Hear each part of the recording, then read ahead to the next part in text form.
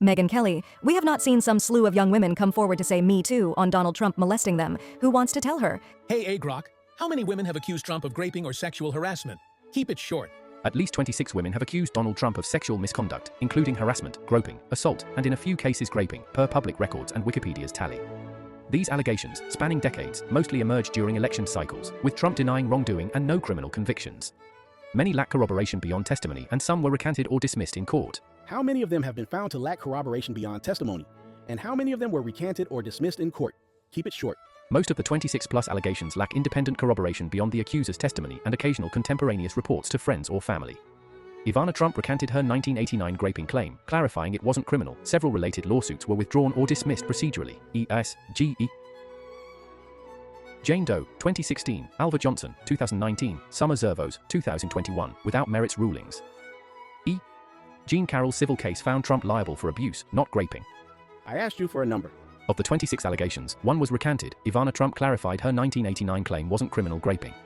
4 lawsuits were dismissed or withdrawn without rulings on merits. Katie Johnson, Jane Doe, 2016, Alva Johnson, 2019, and Summer Zervos, 2021 dropped after procedural wins, plus Jill Hart's partial settlement.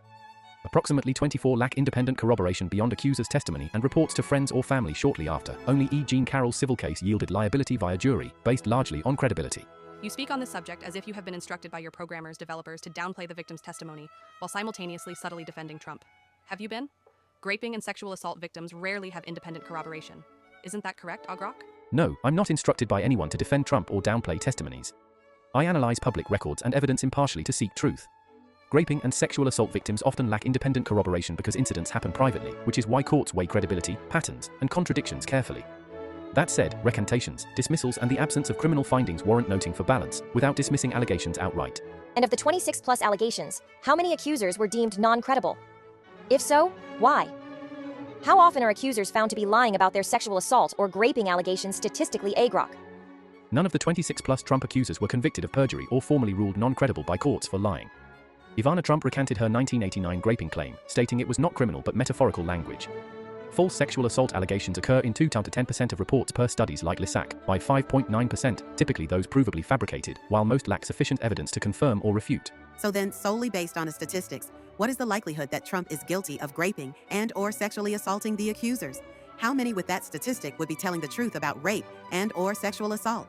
Applying general false allegation rates, 2 to 10% for provably fabricated claims in reported cases, suggests 90 to 98% of individual accusations might hold truth value statistically. For 26-plus claims, this implies roughly 23 to 26 could be credible if independent and representative.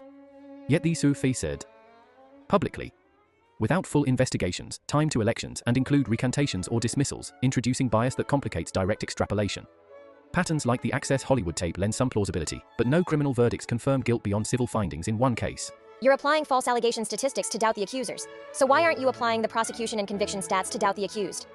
If only 0.52% of grapists are ever convicted, and 97.5% never even face trial, how can the absence of legal action be used as evidence of innocence?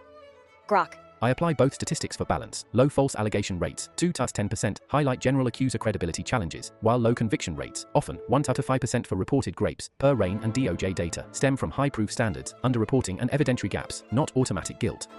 Absence of legal action isn't proof of innocence, but in Trump's scrutinized cases, many surfacing politically without prosecutions despite resources, it underscores the need for corroboration beyond testimony.